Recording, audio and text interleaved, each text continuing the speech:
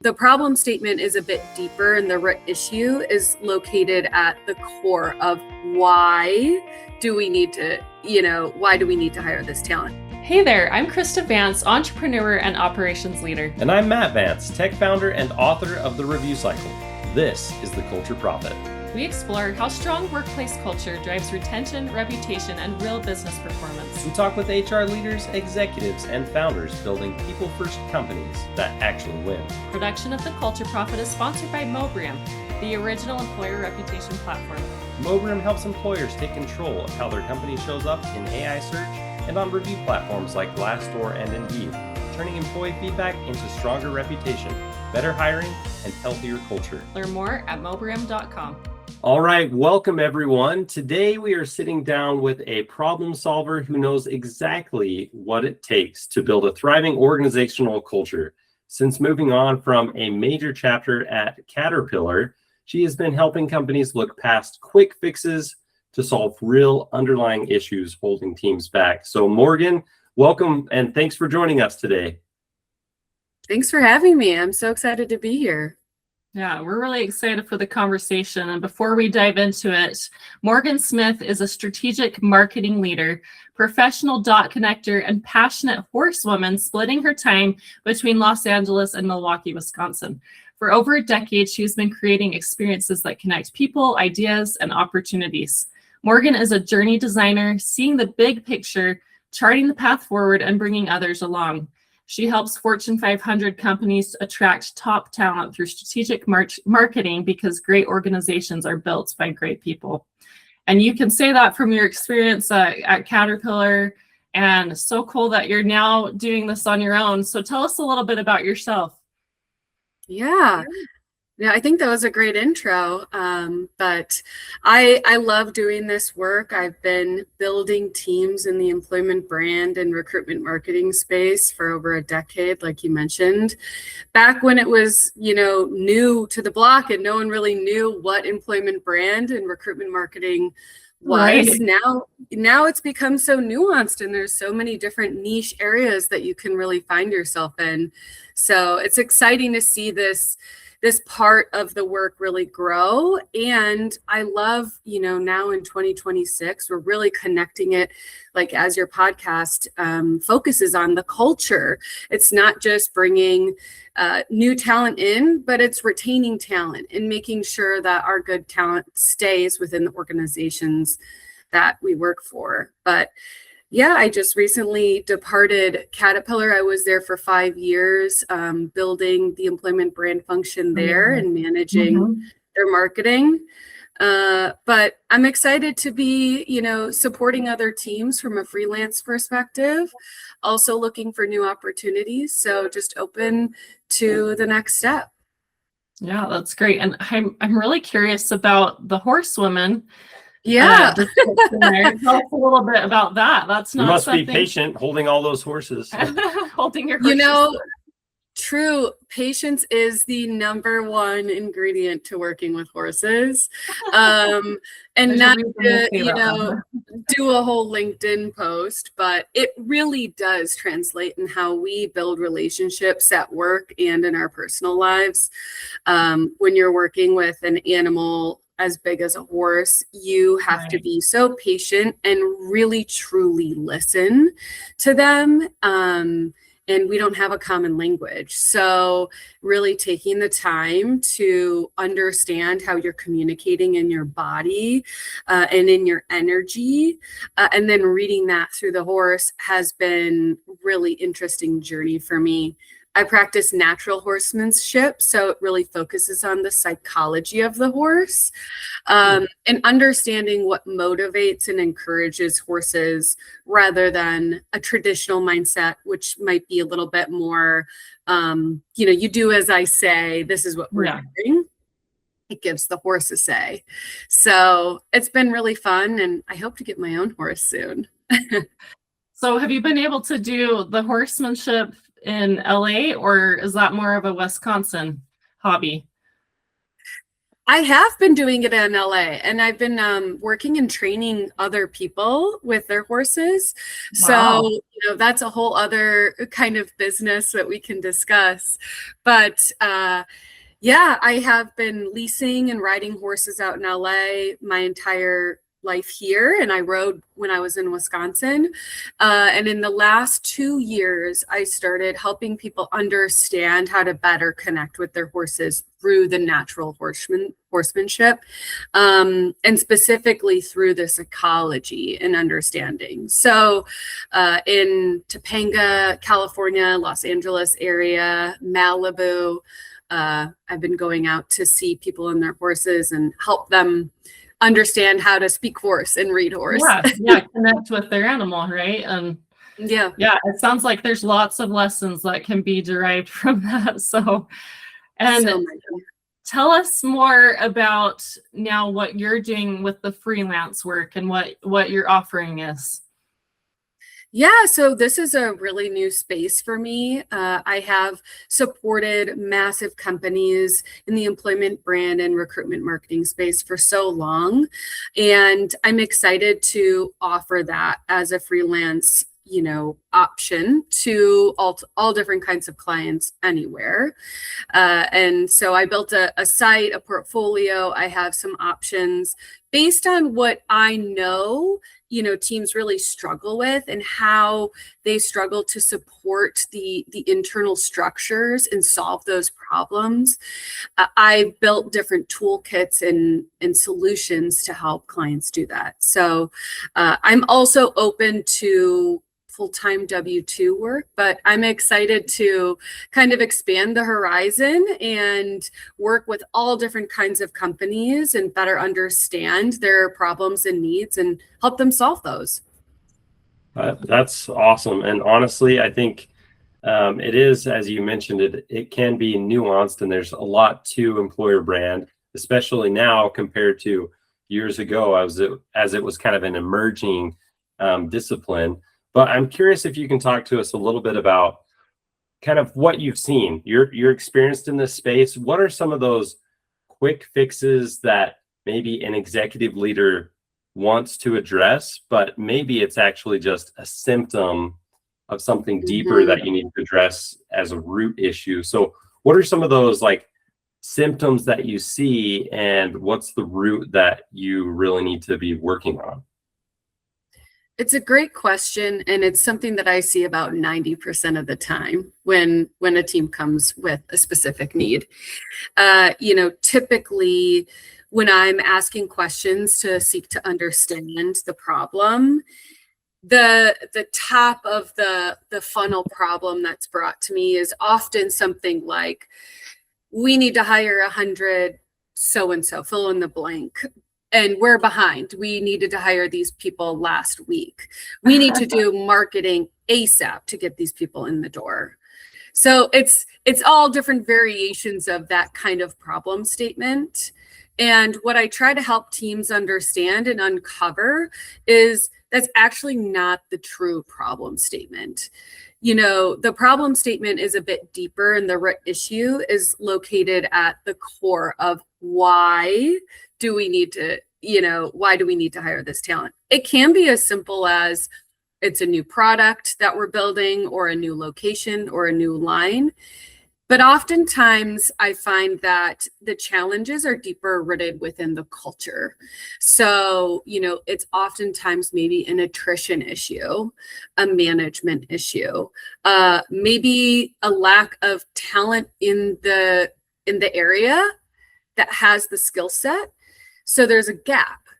And so turning on a marketing campaign might bring in some applicants to the top of the funnel, but when you're looking for qualified candidates that will stay with the company and build, that's where I like to work with the teams to have discussions about how we can look at the root cause and maybe find some solutions or options outside of the box that can build kind of a surround sound support and solution to help them with that overall problem issue.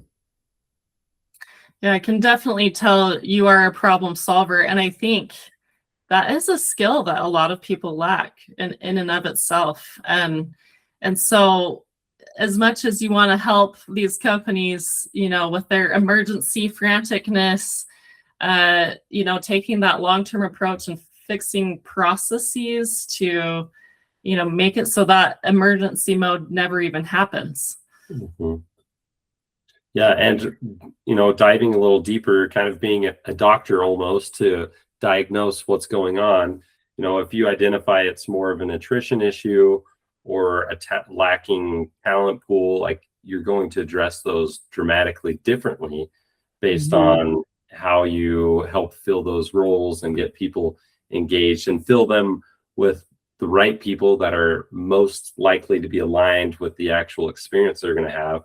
So yeah, I think would you say those are the three kind of biggest roots you see, or are there any others that you've seen that may be a little bit more interesting or not as obvious?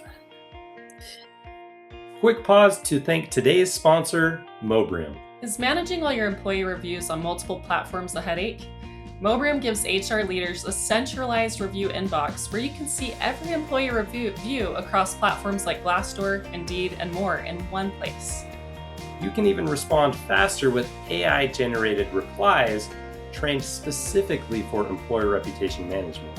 So responses sound thoughtful, not robotic. Consistent, timely responses build candidate trust, strengthen public sentiment, and send strong engagement signals to search and AI platforms. If managing reviews still feels scattered and reactive, Mobrim can help you take control. Learn more at mobrim.com. Now back to the conversation. I guess another one I can add to the list is the brand reputation in a market, which most teams don't really think of, because I work with talent acquisition teams, executive leaders, HR teams. They don't have that marketing mindset naturally, so they're not really thinking necessarily about a candidate experience, and they're not necessarily thinking about what the perception of the employer is in the market. So for example, a lot of traditional manufacturing companies that I've worked with, they operate in rural or small towns. That's where their facilities are or their production locations are. Now, when they hire and they do maybe seasonal hiring, or they do it in waves, they do layoffs, whatever it is that the company is making the decisions on, that impacts the community significantly, especially in a small town or a small area. So when you have a limited talent pool, and then as a company, these decisions are being made that impact the candidates negatively, it quickly builds a negative reputation in that area. Now, that's not necessarily for the entire company or the business, but in that specific small town area, my dad, your cousin, they were laid off, or they know someone who's been laid off, or they know someone who had a bad experience. Word of mouth travels fast, and people trust other people 5 times more than they trust a company. So if a company is saying things on their website or on their social media about hiring and all this exciting, happy news, but they know from word of mouth the reputation isn't that in the area, that takes a little bit more time for us to address with the community. And it's not a quick fix. Yeah, it definitely is a long-term game to address the reputation that an employer has. And, I promise everyone listening, we didn't plan this, but this is what Mobrim does. We help with the employee reviews because, as you mentioned, Morgan, people trust that word of mouth to a much higher degree than what the company says.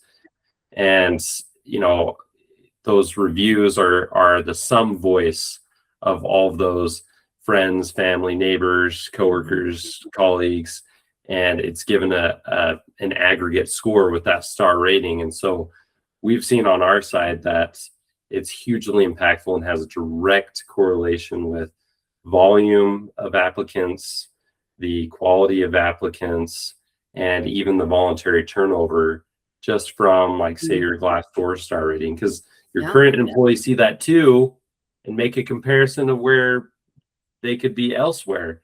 And so it helps with both the attracting and the retention. So yeah, I mean, from our experience with that piece, it's huge and oftentimes very underutilized as a strategy. A lot of employer brand leaders and executives think, well, we can't ask for reviews. How do we even do that? How do we ask for feedback to get the testimonials and reviews and, you know, whatever that is? But you can do that. There's a legal way to do it. You do want to stay FTC compliant, but yeah, you have the right to ask.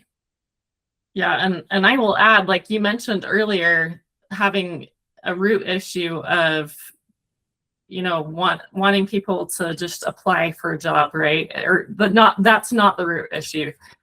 You get to the root problem and you realize you don't just need the volume. You want those quality candidates, and having that transparent employer platform where it says this is what it's like to work here gets the people who align with that company. So, okay, well, I wanted to dive a little into today's buzzword, AI.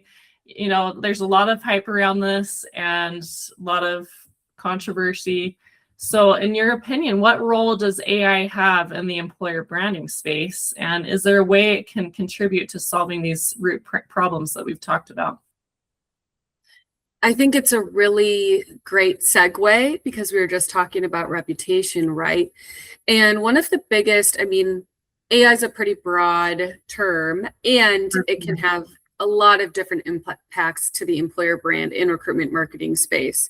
But if we want to just focus in on the candidate experience, right, because this is a pretty hot discussion topic right now, is really with those LLMs, how they're pulling in that reputation management, the reviews, the software, and how people are utilizing it. It's becoming a much more important source of candidates. They're coming in through generative AI. They're asking those questions of the Geminis, the Claudes, the ChatGPTs.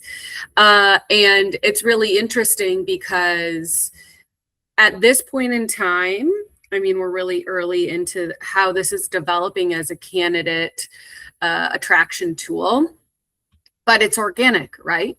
And so these platforms and generative AI itself pulls a lot from Reddit and Glassdoor and reputation management sites.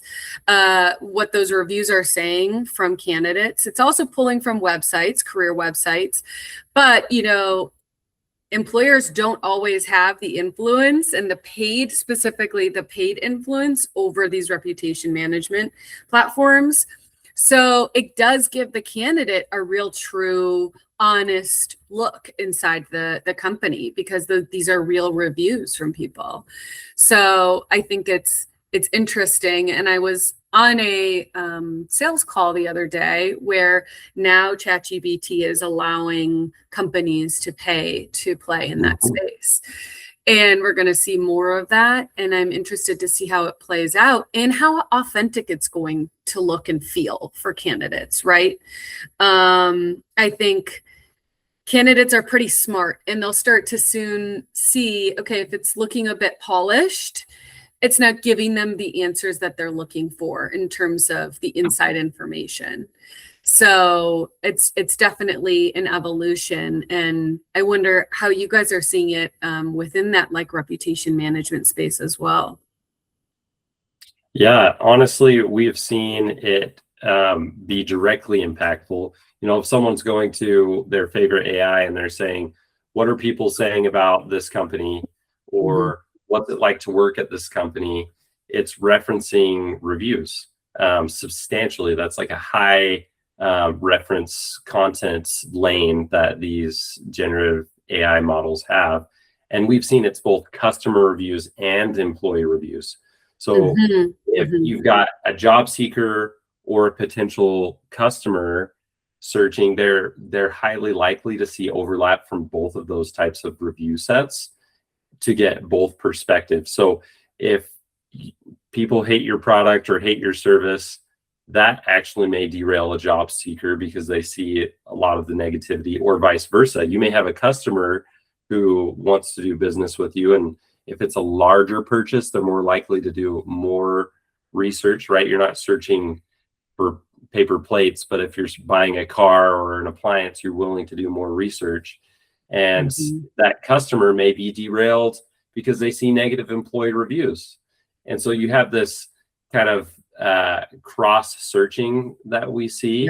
But there is a way to authentically influence those AI summaries, and that's through the data itself. The data itself, the actual reviews, and asking for reviews. Like, we do audits of employers all the time. We've done hundreds and hundreds of them, and almost always when we come across an employer that has low ratings, we also see it paired with really, really low participation. And so it's an overrepresentation of negative. But if we can lift the overall volume of reviews, then that's the number one way to increase the ratings authentically and legally. But the way in which you ask has to be compliant. You know, you don't want to break FTC law. But yeah, that's what we've seen, how you influence organically without paying for ChatGPT ad. You need to influence actual reviews that are being referenced and then aggregated. So taking like a diversified approach and soliciting reviews across more than just Glassdoor, but also Indeed. And we like to target Comparably and InHerSite as well, so at least 4. But some companies, like if you're a big sales org, you may want to target RepView, for example. So there are some different use cases. But yeah, you want to diversify your reputation and proactively work to improve those profiles. Yeah, for sure. And I like what you mentioned, and I've been saying this since I started in this space, but the candidate is the customer. It is, you know, the same person. And I'm sure you've experienced this. If you've had a bad interview experience with a company, you're much less likely to continue to purchase from that company or that brand. Or vice versa. If you've had a great experience, maybe being a customer, maybe you're a brand fan of something, you then want to work for that company because you love that brand. But if you have a really negative experience with a product or the brand, then maybe you don't want to work for the brand anymore. So it is very fluid, and we've been seeing this for a very long time.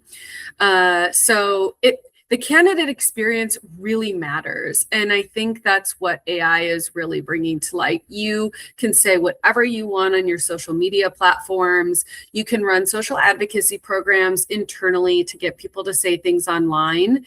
But once candidates are using AI and LLMs to do, you know, their search and their research, they're digging deeper and they want to know what people are really saying, what the culture really is. So, you know, that has to be authentic through the candidate lens. Another aspect of it is the experience of finding the information. So yes, the candidates are looking for the internal reviews and the culture, but how quickly can they find what the interview process is like, what the job functions are, you know, getting to the website, getting to the job. I mean, so many companies have broken websites and user experiences where it takes 20 minutes to just get to click to apply. And that was one thing at Caterpillar that I really spearheaded, was a one-click to jobs user experience. So anywhere you walk through that digital ecosystem, you should be able to click no more than once to get to jobs, to see the jobs and apply. And we saw significant results from it. So I think getting the right information to the candidates at the right time is a huge part of those LLMs. And then also that authenticity of those reviews and what that internal culture is. Yeah, removing that barrier to entry. I mean, if you're getting people frustrated before they've even started the application process, you're not going to get the volume or caliber of candidates that you want. And I think it's clear, like Caterpillar did well hiring you in the beginning, and you're such a high caliber person and totally understand this space. And one thing I wanted to point out especially is that you went into Caterpillar and created processes and things that could continue after you have now left. And that's, I think, what your greatest offering for anyone who's interested is going to be, is you can create processes that they're not going to need you to, babysit forever more or something, but to be someone who can go in and fix things from the ground up and have a lasting effect. And so, did you have any final advice you would give to, leaders in the HR space or in employer branding that you would recommend they get started with?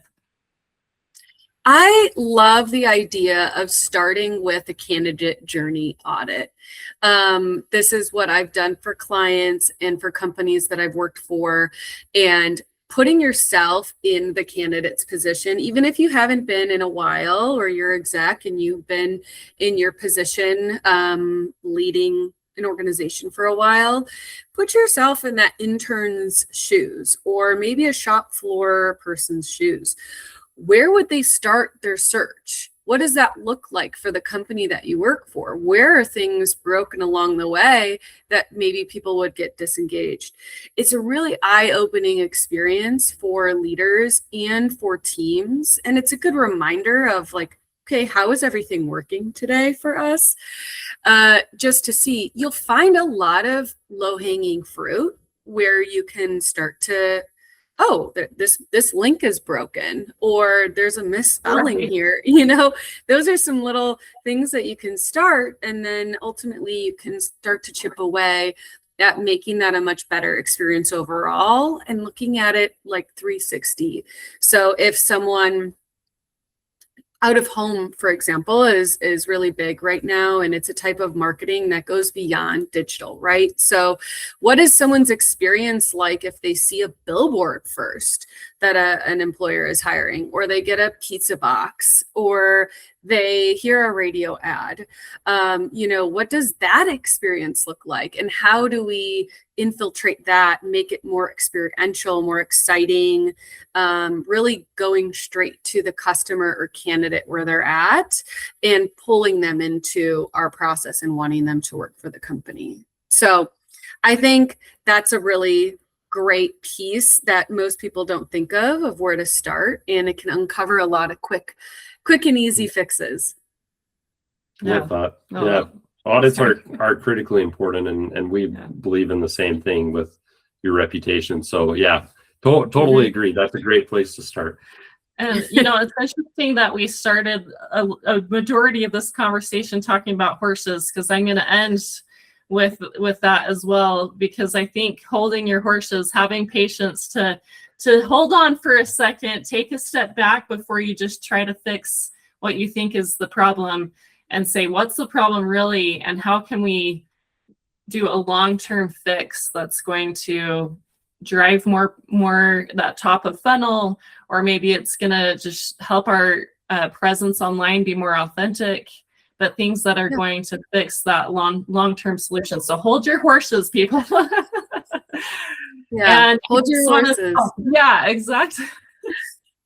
Thank you so much, Morgan, for being on the podcast today. We will link to her LinkedIn and make sure you connect with her. And if you have a problem that you're looking to solve, reach out. And anything else you wanted to add with what you're up to? No, I'm open at this time, so would love to hear from people and visitors. My website is morganmariemarketing.com with the dashes in between. So I'm sure you can include that in the show notes. But if you want to see a little bit more of what that freelance support would look like, or what working with me and partnering with me would look like, that's where you can find it. But of course, reach out on LinkedIn. I'm happy to talk. I don't ignore messages. I from the candidate experience side, if there's anything I can do to help, or even be included in a conversation, I like to respond. I can attest to that because she responded to my LinkedIn message to be on this podcast. So we were really excited to have you. And thanks so much for your time today, and for everybody, tune in for next time. Thank you. Thanks, Morgan. Thanks for listening to The Culture Prophet. If this episode gave you a useful idea, share it with a leader building a better workplace. Production of The Culture Prophet is sponsored by Mobrium, helping employers to employ feedback into stronger culture and reputation. Learn more at mobrim.com. Until next time, Go find one way to prioritize your people and watch your profits grow.